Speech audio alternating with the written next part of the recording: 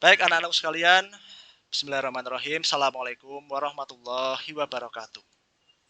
Waalaikumsalam warahmatullahi warahmatullahi wabarakatuh.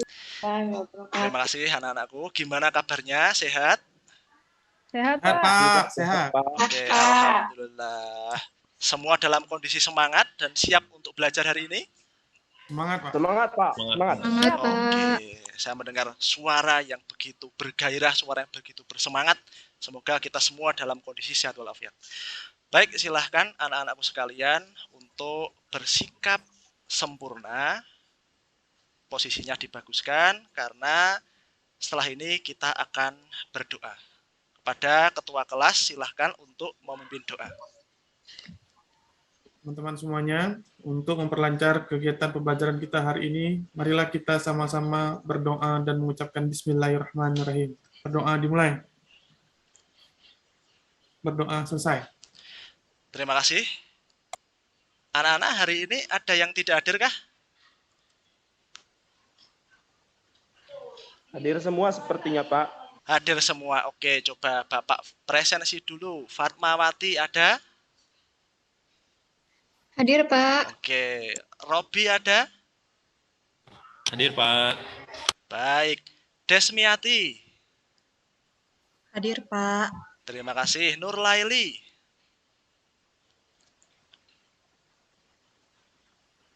Nurlaili? Oke. Menaldi? Hadir, Pak. Baik. Mutia? Pak. Oke. Rika? Sinyalnya kayaknya itu, Pak. Oke, Lagi ya. masalah. Sheila? Hadir, Pak. Ika? Hadir, Pak. Zogi? Hadir, Pak. Vela?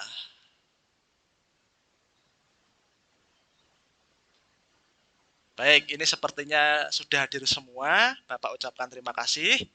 Anak-anak sekalian, kemarin kita pelajarannya sampai apa ya?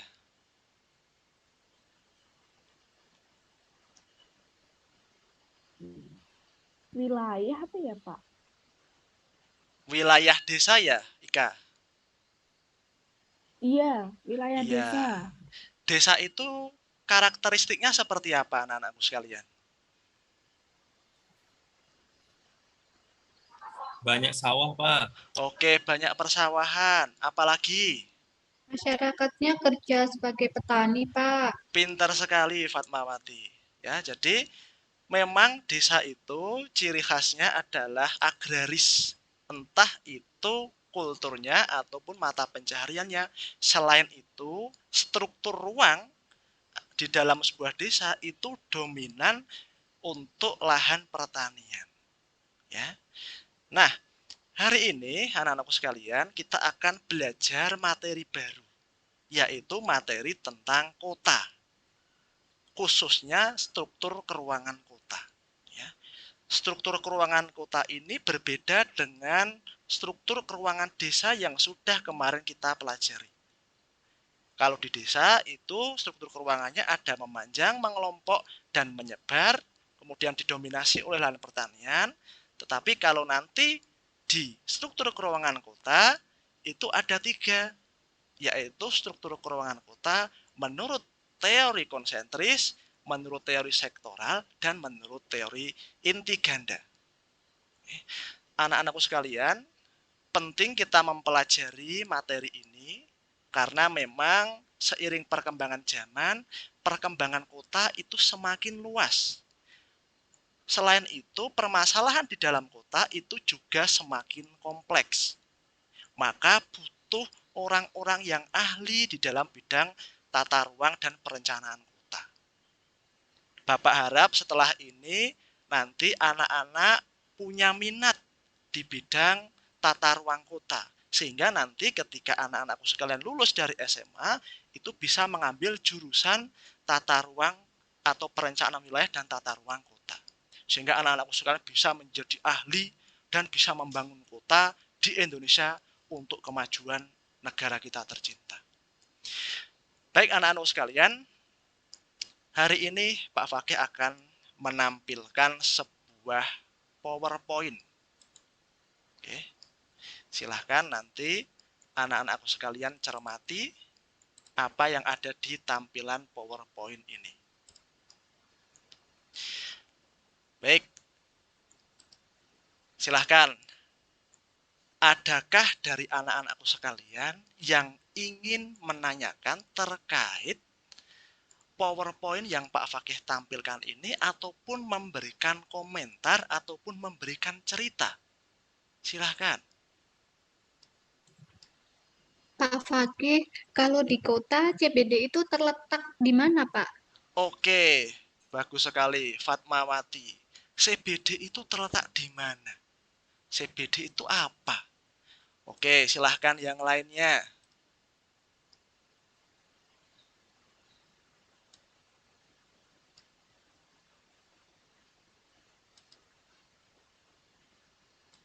Pak Pake, Oke, silahkan Sela. itu tadi ada manufaktur, ada CBD, Pak ya? Betul Sela. Iya, Pak mau tanya, apa bedanya Pak antara CBD dan manufaktur? Terima kasih. Bagus sekali pertanyaan dari Sela tadi. Daerah manufaktur dan daerah CBD itu apa perbedaannya? Bagus sekali. Silahkan. Ada lagi kah?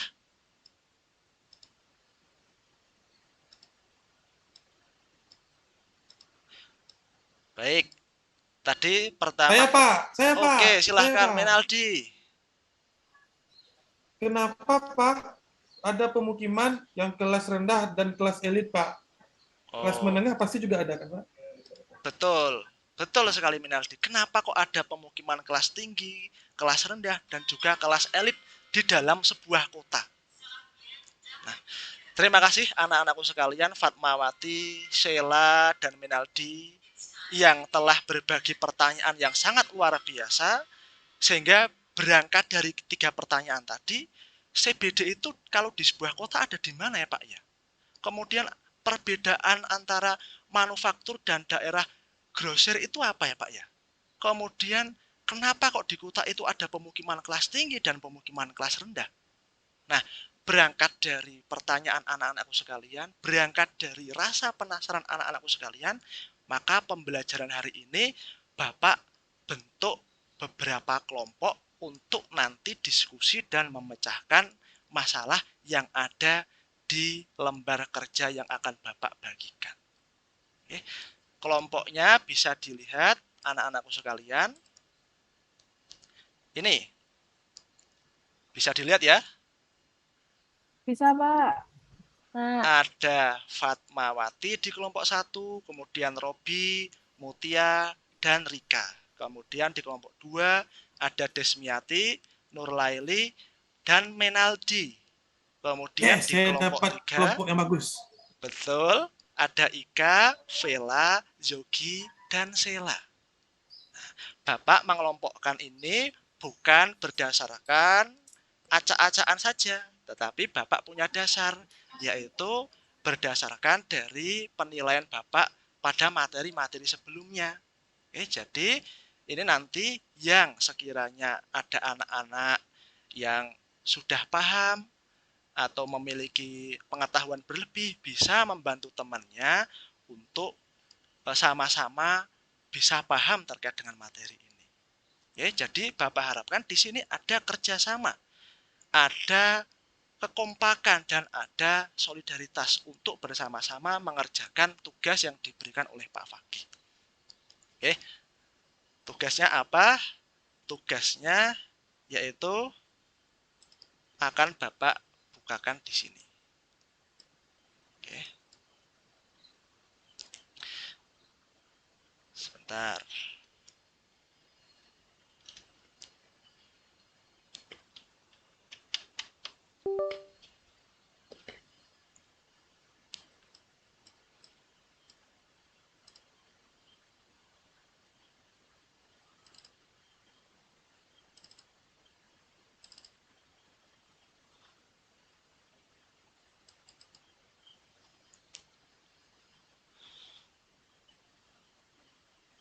Nah, nanti silahkan anak-anakku sekalian memperhatikan tugas yang Pak Fakih berikan. Oke. Nah, yang pertama, ini nanti silahkan kalian membagi setiap anggota kelompok untuk melaksanakan tugas-tugas tertentu sesuai dengan yang ada di LKPD. Misalnya, Menaldi silahkan menggambar, kemudian Sela silahkan mencari informasi, kemudian Ika silahkan juga mencari informasi dan menulis. Oke, pokoknya nanti Bapak minta anak-anak sekalian membagi tugas itu dengan adil dan merata. Pastikan juga semua yang ada di kelompok itu bekerja secara optimal. Tidak ada yang keguyon, tidak ada yang bercanda-bercandaan. Oke, fokus dulu pengerjaannya sampai nanti sudah selesai. Nah, ini ada 4 hal yang harus kalian kerjakan. Yang pertama itu bisa kelihatan di layar HP anak-anak sekalian? Bisa, Bisa, Pak. Bisa, oke.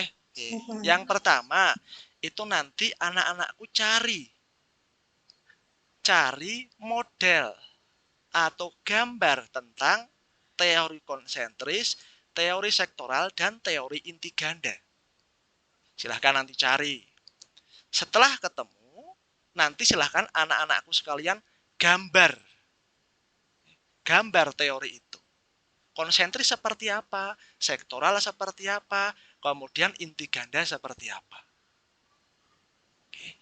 Kemudian setelah itu beri juga keterangan, misalnya di teori konsentris itu 1, itu apa, 2 apa, seterusnya sampai kepada teori inti ganda. Nah, setelah kamu gambar, itu anak-anakku sekalian, silahkan analisislah perbedaan ketiga teori tersebut. Oke. Dianalisis, dibedakan ketiga teori tersebut itu seperti apa. Oke. Nah, nanti pada setiap teori itu nanti kalian akan menemukan permasalahan. Oke. Silahkan permasalahan itu kalian identifikasi atau kamu tulis di situ. Kemudian nanti berikan solusinya. Oke, diberikan solusinya. Kemudian nanti disimpulkan. Simpulan itu terkait dengan perbedaan, kemudian identifikasi masalah, dan juga solusi dari masalah itu. Jangan lupa nanti anak-anakku sekalian melampirkan daftar pustaka. Daftar pustaka itu apa? Daftar pustaka itu adalah rujukan yang anak-anak ambil. Misal dari jurnal penelitian, ataupun mungkin dari website resmi pemerintahan. Ini anak-anak sekalian penting sekali untuk mencantumkan daftar pustaka supaya ada integritas di situ, ada kejujuran yang ditampilkan. Tidak mengklaim hasil pemikiran orang lain. Kalau memang itu hasil dari rujukan atau dari mengambil sumber yang orang lain buat. Oke, sudah paham anak-anakku? Atau ada yang masih mengganjal dan ingin ditanyakan?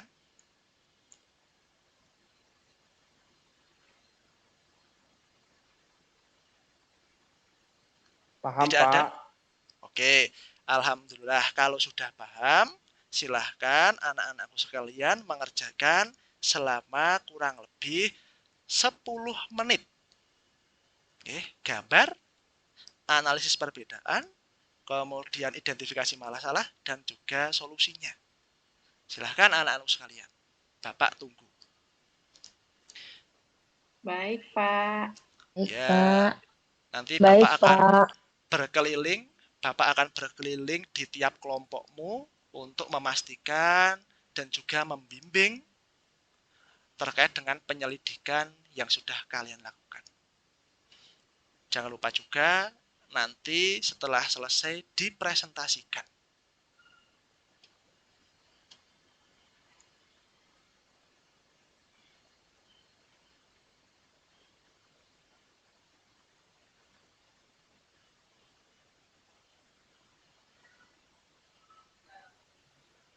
Ada pertanyaan dari kelompok 5 ini, Pak. Oke, silahkan. Yogi. Jadi ini Pak, sumbernya apa? Boleh kami ambil sumbernya dari internet, Pak? Baik, boleh Yogi. Boleh. Tetapi kalau bisa, ya, hindari yang blogspot, Wikipedia, WordPress. Pokoknya yang blog-blog sifatnya pribadi. Oke. Utamakan dulu yang website resmi pemerintah ataupun bimbingan belajar online ataupun jurnal-jurnal penelitian atau buku-buku online. Baik Pak, terima kasih Pak. Ya, sama-sama. Izin bertanya, Pak. Silahkan, Rika. Ini berarti kita harus gambar semua teorinya ya, Pak? Betul, Rika. Supaya nanti kalian bisa membedakan, bisa menganalisis ketiga teori itu seperti apa.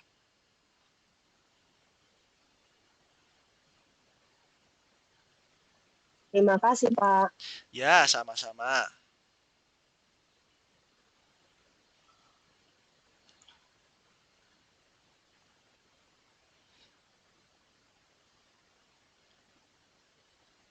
Baik, ini sepertinya kondusif semua. Bapak lihat itu anak-anakku sekalian mengerjakan dengan sangat antusias, dengan sangat semangat, dan juga dengan penuh konsentrasi. Silahkan anak-anak sekalian lanjutkan.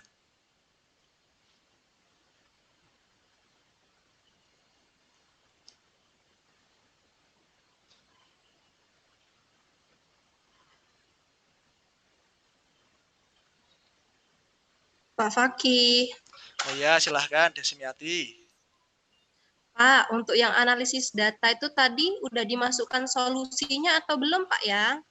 Baik, jadi analisis data itu kamu bisa membedakan ketiga teori itu seperti apa. Satu itu.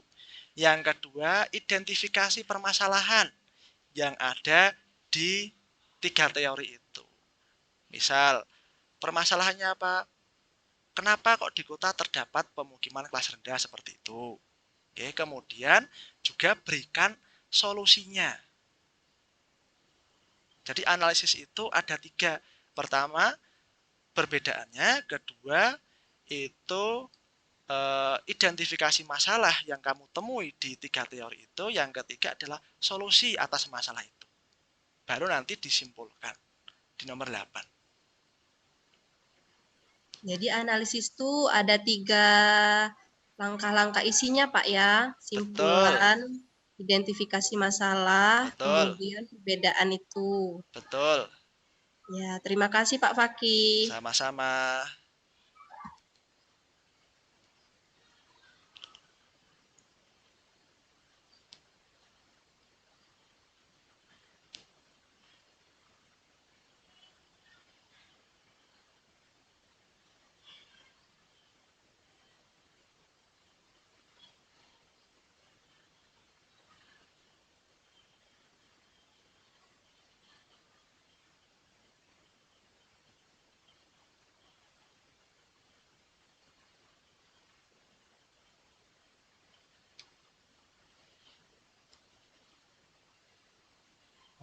Pak Fakih, saya nggak ada penggaris, Pak. Boleh nggak pakai penggaris bikinnya, Pak? Oke, Robi. Nah, jadi permasalahannya tidak ada penggaris ya. Silahkan Iya, betul, Pak. menggunakan cara yang paling kreatif menurut versimu. Kalau kamu membuat garis lurus tapi tidak ada penggaris, gimana toh cara kreatifmu? Ya, kalau gitu saya pakai HP aja ya, Pak ya. Nah, itu bagus sekali. Pakai pulpen, Robi. Jangan ambil penggaris saya. Pelajar Ya. Pak Robi. Silahkan anak-anak bisa bereksperimentasi dengan alat apapun sekreatif mungkin. Yang penting nanti hasilnya akurat, valid, dan juga betul. Ya, Bapak tidak membatasi caranya harus pakai A, B, C, dan sebagainya. Silahkan diselidiki, dieksplorasi dengan cara anak-anakku sekalian. Oke, Pak. Oke.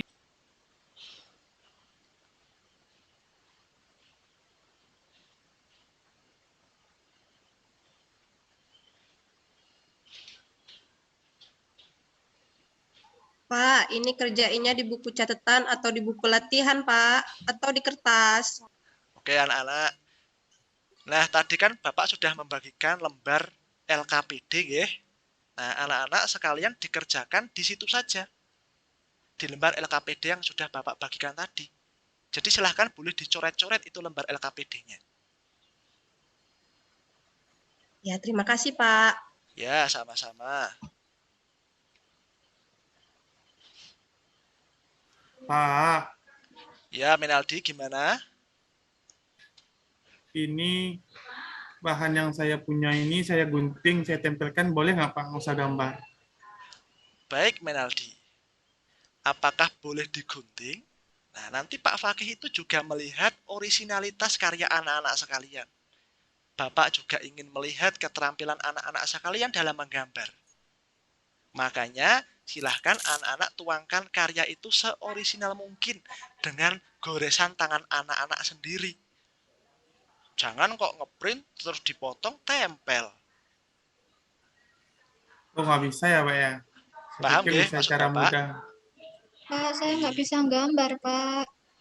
Apa, Ya Pak, Fatma? kelompok saya semua nggak bisa gambar Pak. Bagaimana, Pak? Nggak bisa menggambar saya, Pak. Kok gak bisa menggambar? Itu kan cuma nanti pakai selembar kertas itu, kemudian cari di internet referensinya, kemudian nanti ikuti gambar itu. Oke?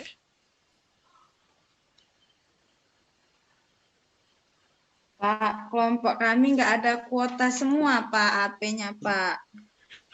Kuota? Ya, Pak. Oke. Anak-anak bisa memakai buku paket yang sudah Bapak berikan di awal. Nah, kan Bapak tadi mengatakan silahkan bisa mengambil di internet ataupun lewat buku paket yang ada di sekolah. Tuh, silahkan.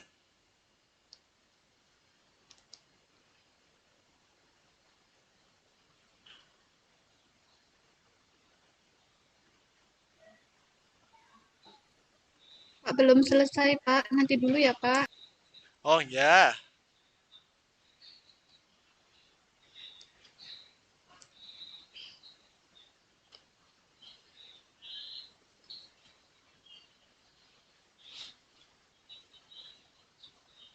silahkan diskusinya nih antara kelompok.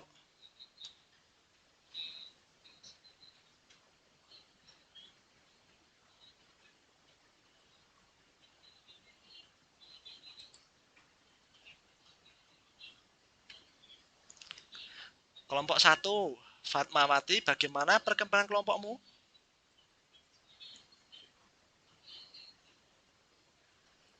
Belum selesai, Pak. Baru Belum selesai. proses menggambar. Tidak ada kendala ya?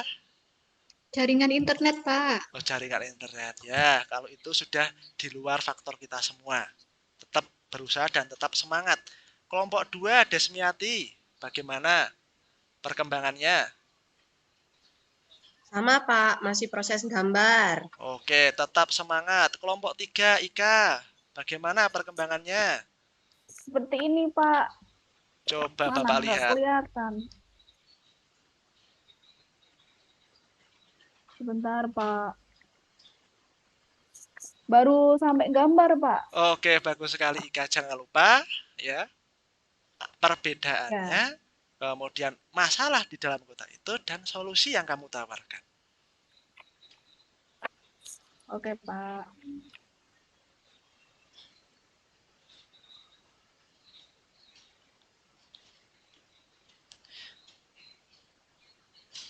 Pak, kalau gambarnya jelek gimana, Pak?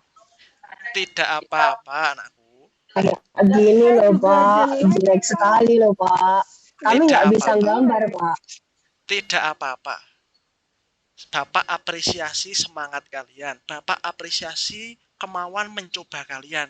Bapak apresiasi kejujuran dan orisinalitas karya kalian. Daripada gambarnya bagus, tetapi suruh orang lain mengerjakan. Itu kan tidak baik. Lebih baik dikerjakan sendiri semampunya. Oke. 5 menit lagi anak-anakku untuk dipresentasikan.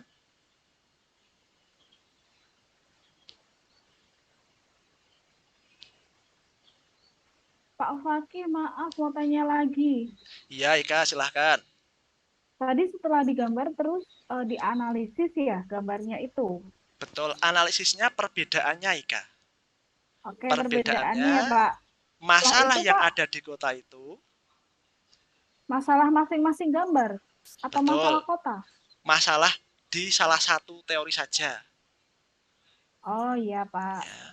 Kemudian solusi dari permasalahan itu.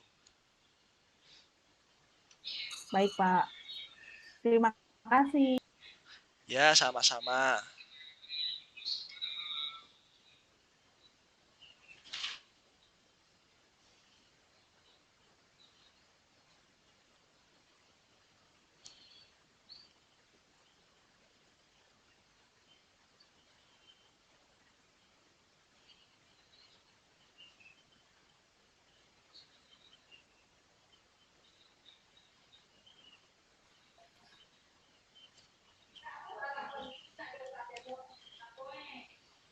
Pak, sebentar ya Pak, sedikit lagi Pak.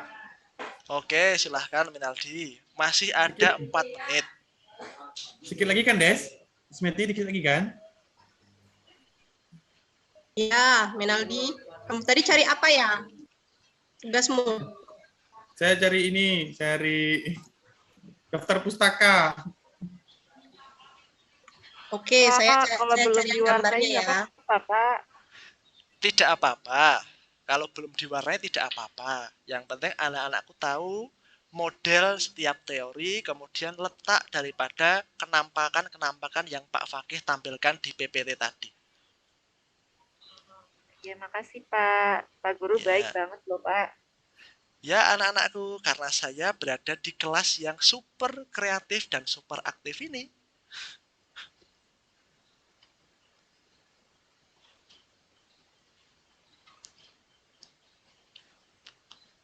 Tiga menit lagi anak-anakku.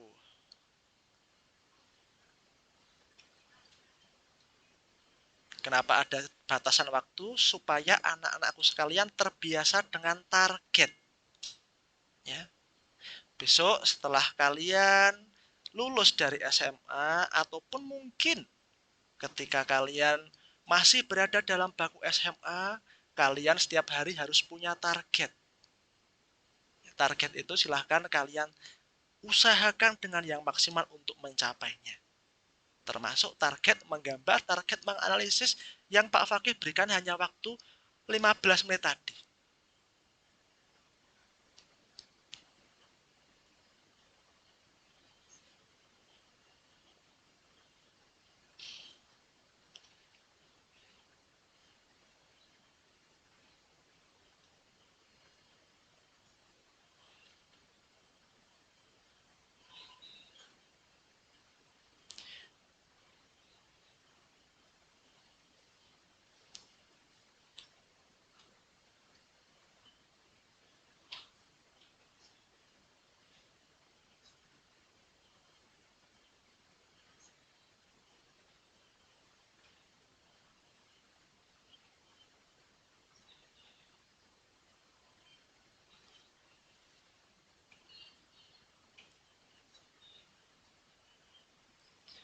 Saya lihat kelompok 1 ini luar biasa. Diskusinya aktif ya kan. Kelompok 2 juga iya, semangatnya tadi saya melihat Desmiati itu juga memberikan arahan selaku ketua, bagus sekali. Ika juga iya, selaku ketua kelompok 3 tadi mengorganisasi teman-temannya, membagi tugasnya dengan sangat rapi. Begitu juga Fatmawati tadi, ketua kelompok 1. Dan alhamdulillah semua anggota kelompok ini mengerjakan apa yang sudah menjadi kesepakatan kelompok bersama.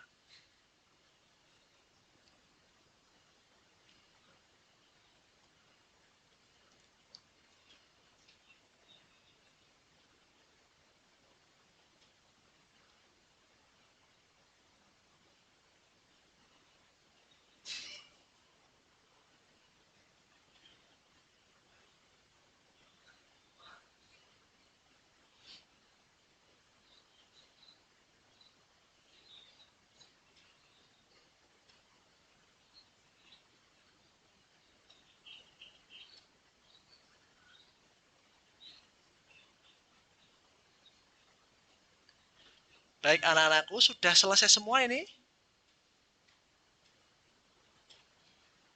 Sudah, Pak. Baik, kelompok 1 sudah selesai?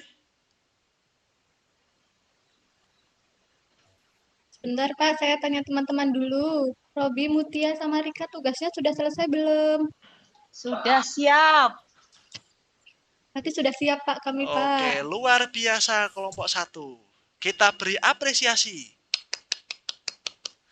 Yeay. Kemudian kelompok 2, apakah sudah siap? Belum, Pak. Belum. Tadi pulpen Oke. kami hilang, Pak. Waduh, kenapa pulpennya bisa hilang? Menal bawa pulpen yang banyak. Nah, besok lagi ya harus ada rencana cadangan. Oke, jadi dalam apapun itu, dalam kegiatan apapun itu, harus punya namanya plan A, plan B, plan C. Plan A itu 1 pulpen. Terus juga harus ada cadangannya. Harus ada cadangan ketiga lagi. Baik, kelompok 3 bagaimana?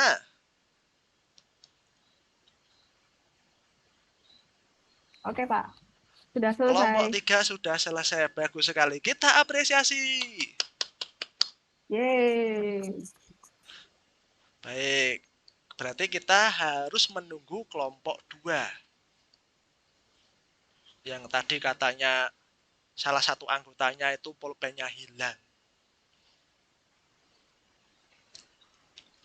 Tadi saya pinjem, Pak, sebentar.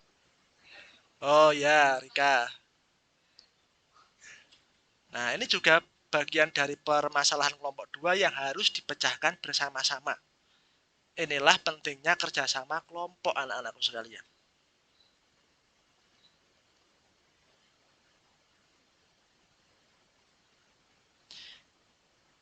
Satu menit ya untuk kelompok 2.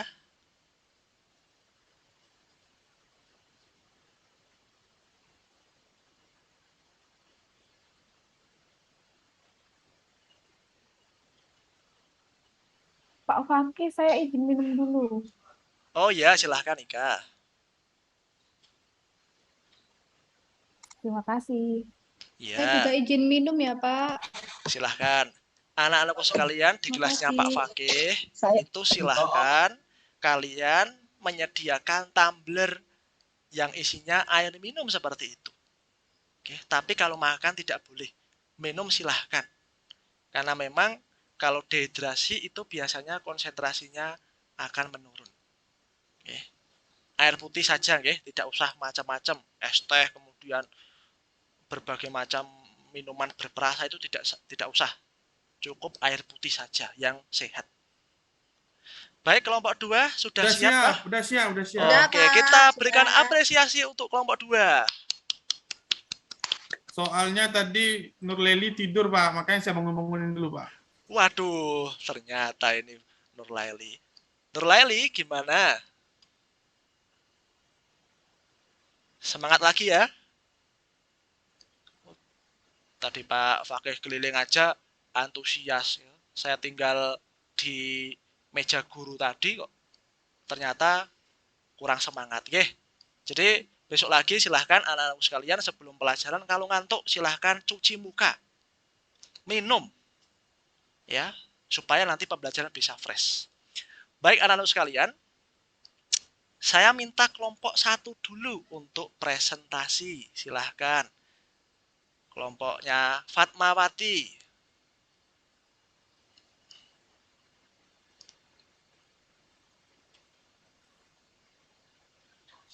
Ya Pak, kami izin presentasi.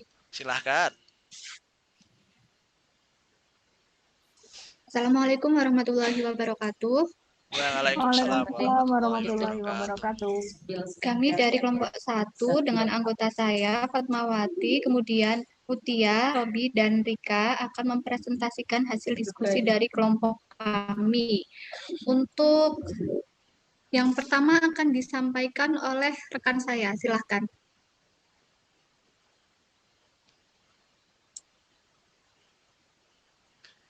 Silahkan. terima kasih. Terima kasih. Saya dari kelompok 1 ini ingin menyampaikan terkait gambar ya Pak, gambar masing-masing struktur keruangan kota menurut teori konsentris, teori sektoral, dan teori inti ganda pada kertas folio menggunakan pensel dan ballpoint.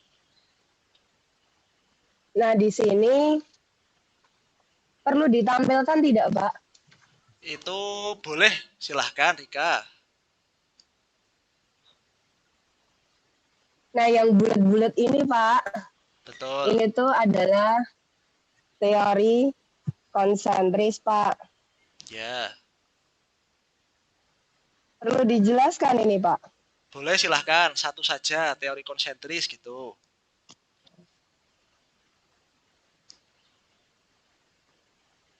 Satu saja ini Pak. Betul ya. Nah, teori konsentris ini, yang ini terdiri dari 5 zona Pak. Di Ya. situ ada daerah pusat kegiatan. Betul. Kemudian ada zona peralihan. Betul. Kemudian ada zona perumahan para pelajar. Betul. Kemudian ada zona permukiman yang lebih baik. Dan yang kelima zona para pengelaju. Betul. Nah, mohon maaf Pak, ini gambarnya terlalu kecil, jadi angkanya tidak bisa saya masukkan. Angka 1 itu dari dalam, kemudian sampai keluar gitu Pak untuk angka 5-nya. Oke. Terima kasih Pak. Terima kasih Ika. Ya, ada tanggapan dari kelompok lain?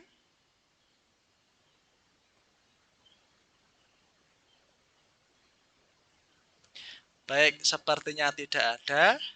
Kalau tidak ada, coba kita berikan apresiasi untuk kelompok pertama yang sudah mempresentasikan hasilnya. Baik, terima kasih. Kelompok 2, silahkan. Kelompoknya Desmiati, Nurlaili, dan Menaldi. Baik Pak, terima kasih. Di Sektoral sini, saja ya. ya Pak.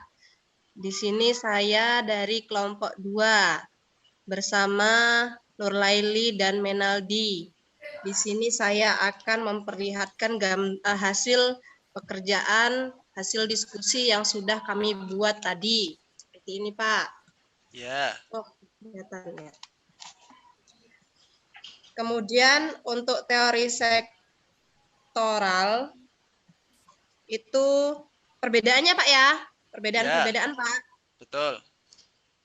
Kalau teori konsentris itu perkembangan wilayah dengan cara dimulai dari pusat atau inti kota, kemudian berkembang ke arah luar mengelilingi pusat kotanya.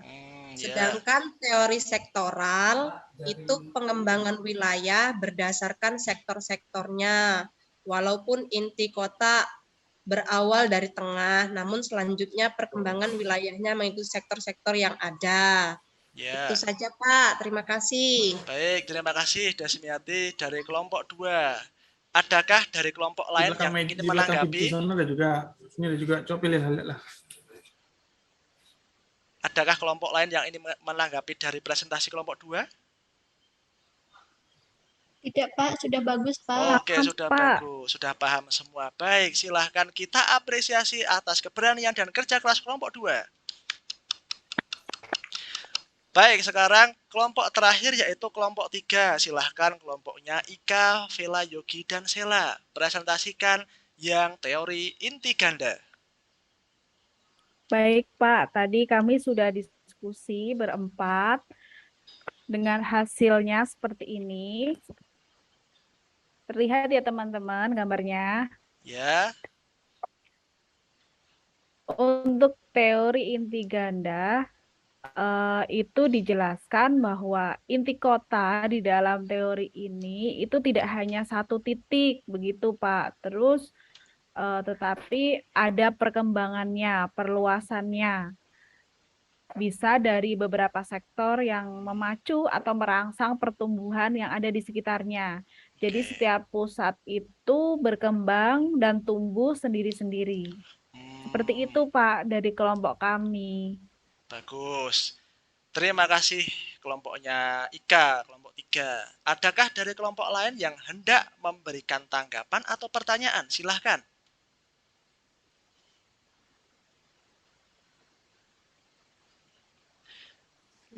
Tidak, Seperti Pak, sudah paham. Alhamdulillah, sepertinya dari kerja kelompok kalian, dari saling diskusi, saling bertukar pendapat tadi, alhamdulillah semua kelompok insya Allah sudah paham.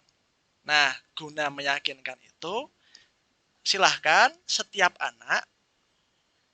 anak-anakku sekalian, setiap anak itu membuat pertanyaan satu saja. Oke. Silahkan pertanyaan itu ditulis. Ya. Silahkan ditulis dulu pertanyaan itu. Ditulis di kertas saja. Tidak usah di Google Form yang Pak Fakih berikan, tapi tulis saja di kertas. Terkait dengan struktur keruangan desa kota. Oke. Silahkan ditulis satu saja pertanyaannya. Pak Fakih berikan waktu 1 menit.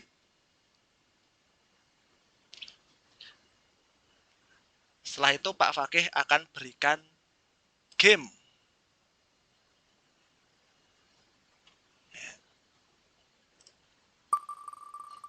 Gamenya seperti ini.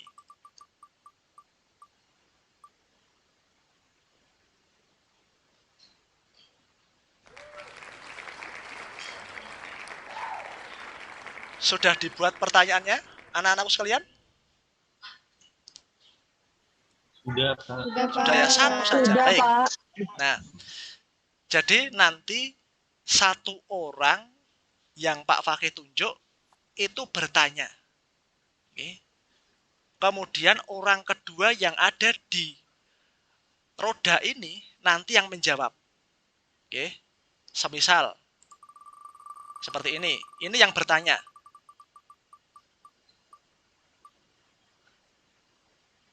Nah, yang bertanya adalah Menaldi. Terus nanti yang menjawab adalah ini.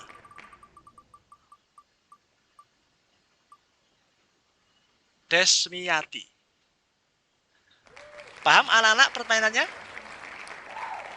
Paham, Pak. Paham ya? Pak, Oke. belum Pak. Tapi deg-degan, Pak. Saya deg-degan, jadi tolong ulang Pak. Jadi nanti Pak Fakih misalnya menunjuk ini penanyanya. Sekarang yang bertanya. Yang bertanya adalah Robi. Ini yang bertanya. Kan tadi anak-anakku sudah membuat pertanyaan kan?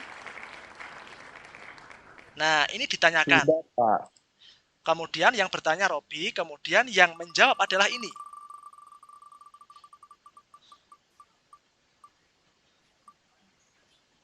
Rika. Paham permainannya? Paham Pak, paham.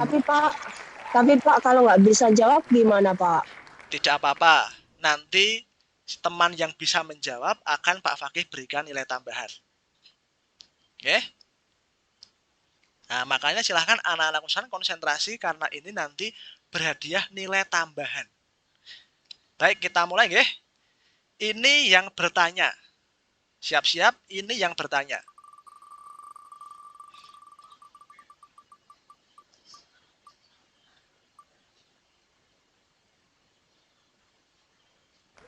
Nah, silahkan Robi ajukan pertanyaanmu terkait materi tadi struktur keruangan kota. Baik, Pak, saya sudah bikin pertanyaan.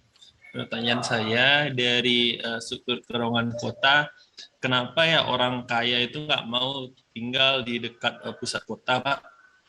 Pintar sekali pertanyaannya Robi. Kenapa orang kaya atau pemukiman elit tidak mau tinggal di dekat pusat keramaian atau pusat kota? Iya, Pak, betul. Pertanyaan ini harus dijawab oleh orang yang Pak Fakih acak ini. Ini yang menjawab. Silahkan.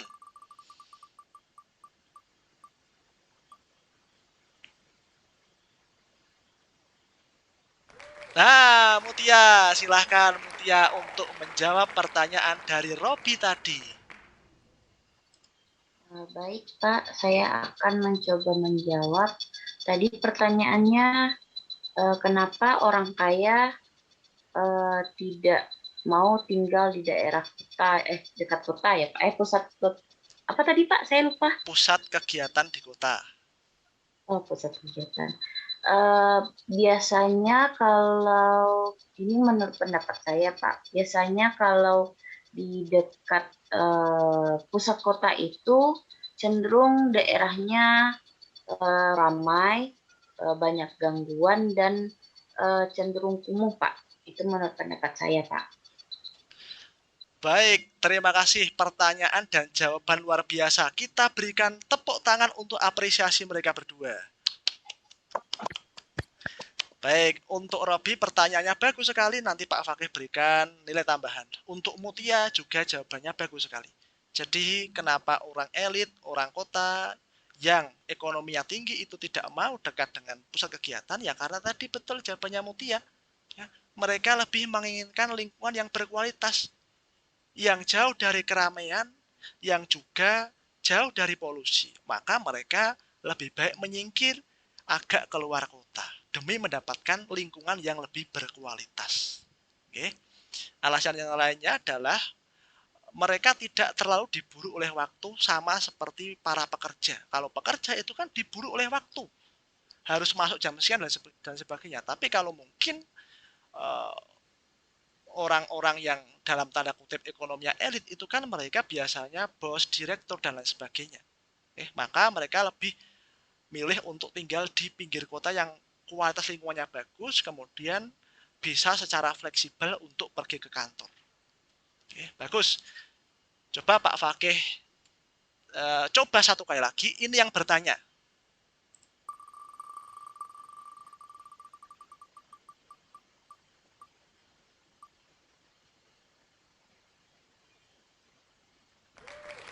Desmiati, silahkan ajukan pertanyaannya.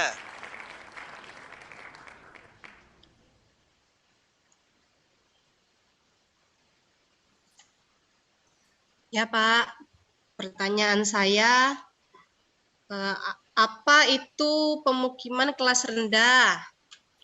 Baik, pertanyaan dari Desmiati adalah apa itu permukiman kelas rendah? Ini harus dijawab oleh, perhatikan, dan harus siap-siap.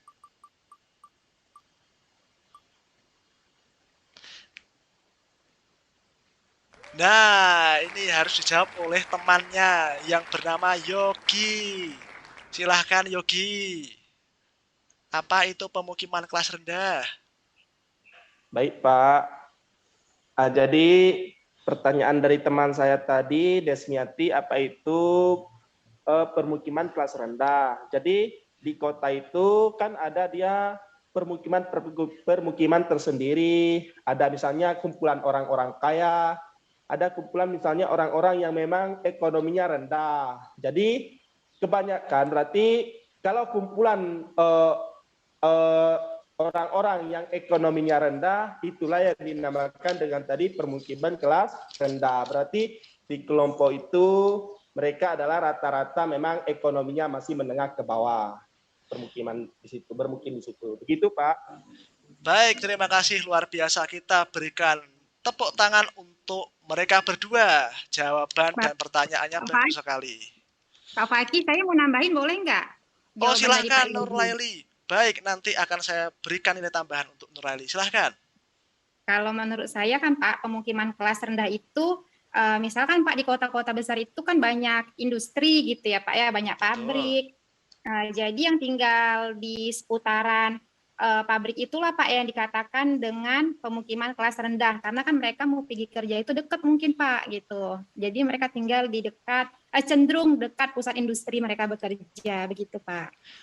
Betul sekali Nur Laili ya. Jadi pemukiman kelas rendah itu memang dihuni oleh para pekerja yang memang dia dengan keterbatasan pendapatan otomatis kan harus dekat dengan tempat mereka bekerja untuk menghemat ongkos transportasinya.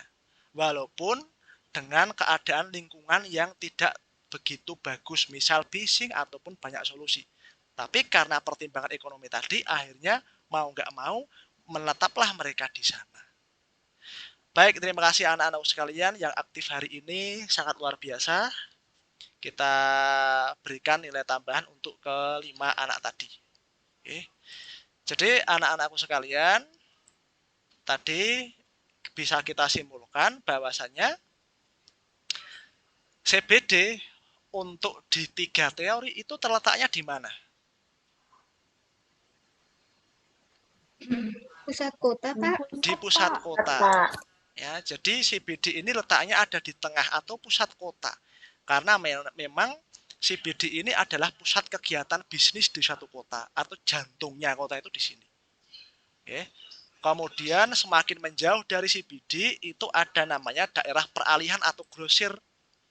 Nah, ini di sini itu orang-orang menjual retail. Misalnya menjual barang-barang elektronik ataupun barang-barang kebutuhan pokok. Ya. Kemudian ada juga daerah manufaktur atau daerah industri. Nah, ini biasanya berada jauh dari kota supaya polusi itu dia tidak menyelimuti kota yang padat penduduknya. Di kota itu juga ada 3 stratifikasi pemukiman. Biasanya kota itu punya strata ekonomi tersendiri. Mereka membentuk klaster-klaster atau kelompok-kelompok. Yang pendapatan atau ekonominya rendah, itu mereka akan cenderung berkumpul di satu lokasi yang secara lingkungan itu tidak begitu bagus. Yang penting sesuai dengan pendapatan mereka. Inilah yang dinamakan pemukiman kelas rendah. Ini. Atau slum area. Kemudian yang pendapatannya bisa dikatakan menengah atau UMR, mereka akan mengelompok di klaster pemukiman kelas menengah seperti ini.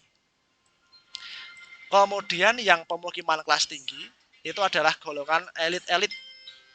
Ya, yang pendapatannya itu sangat tinggi. Mereka akan mengelompok di daerah dengan kualitas lingkungan yang bagus. Lihat, tertata rapi, banyak pepohonannya, dan rumahnya mewah. Ini sangat berbeda dengan ini. Tidak ada penataan ruang yang bagus, tidak ada kebersihan dan lain sebagainya. Jadi struktur keruangan kota seperti itu. Perbedaannya apa dari ketiga teori tadi?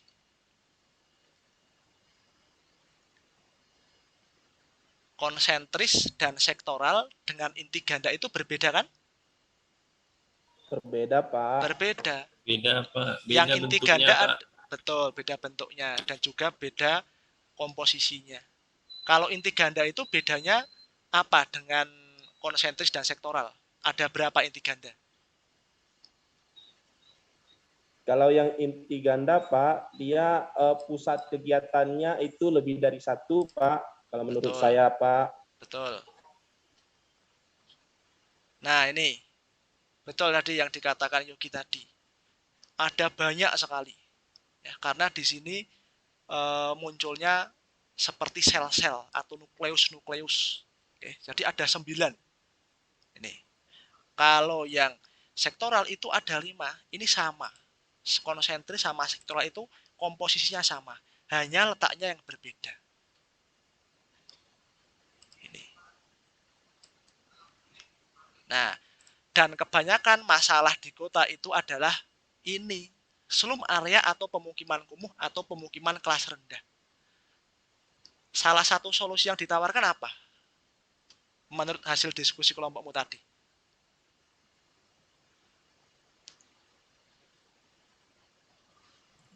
Relokasi, Pak. Betul. Relokasi, Kak. Iya, Pak. Betul. Relokasi itu apa? Pemindahan. Oke, Mereka ke pemindahan. tempat yang lebih layak. Betul. Misalnya di Rusunawa. Nah, pintar sekali Menaldi. Ya, jadi seperti di kota besar Jakarta itu Mana sekarang nilai, Pak? mulai direlokasi ke Rusunawa. Tuh. Selain itu ada masih banyak lagi solusinya, misalnya dengan pengembangan di daerah mana? Materi kemarin hubungannya di daerah Oh, desa, Pak. desa. Kalau desa dibangun, otomatis urbanisasi meningkat atau menurun?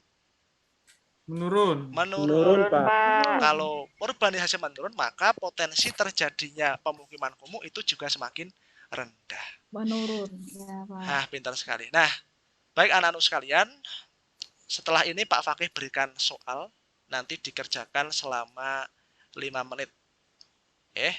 Pak Fakih bagikan link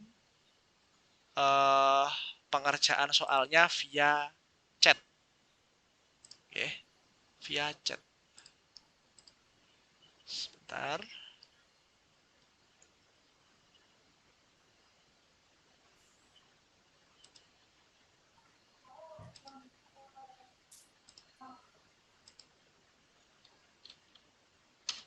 Nah, silahkan anak-anakku sekalian bisa melihat chat, itu ada link pengerjaan. Silahkan anak-anakku sekalian untuk mengerjakannya selama 5 menit.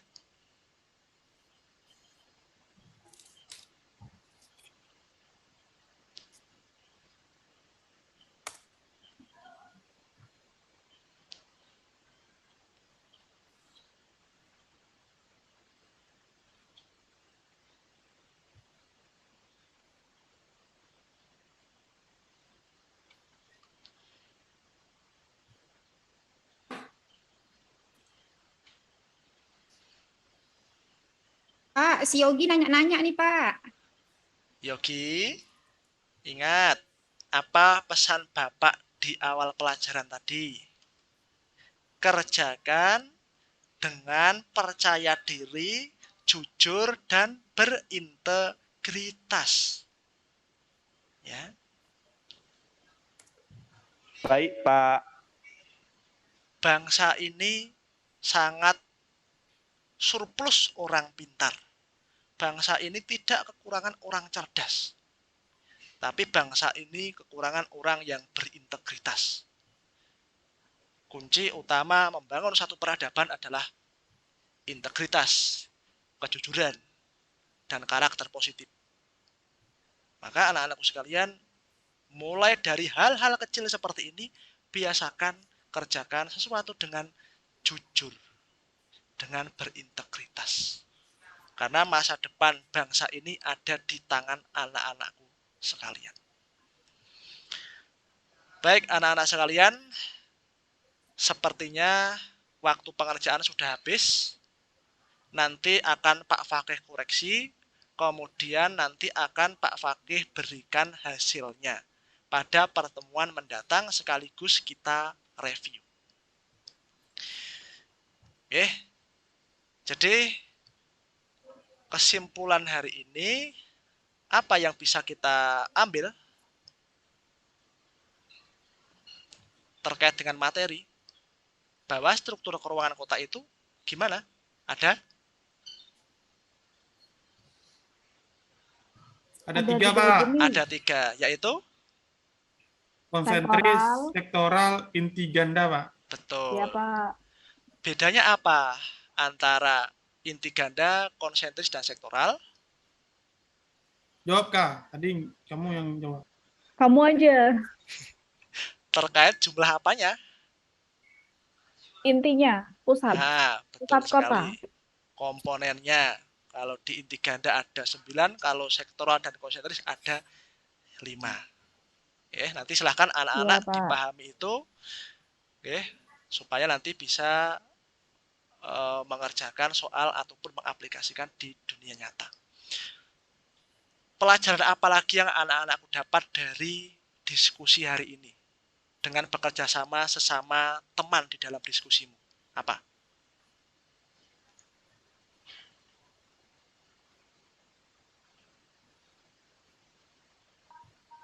Sikap kerja sama, Pak. Bisa mengemukakan pendapat.